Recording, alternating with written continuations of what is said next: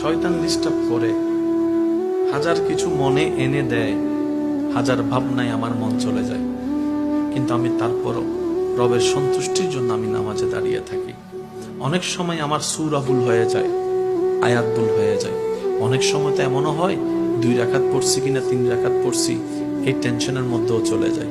অনেক সময় এমনও হয় নামাজ পড়া অবস্থায় অজু কি আছে না নাই, ভেঙে গিয়েছে মনে হয়, এই টেনশনও পড়ে যায়।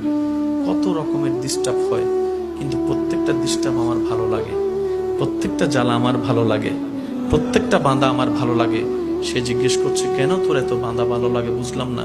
বলে যে প্রেমের মধ্যে বাঁধা নাই সে প্রেম কখনো জমে না, যে প্রেমের মধ্যে কখনো বাঁধা হয় না সে প্রেমের মধ্যে আকর্ষণ বাড়ে না।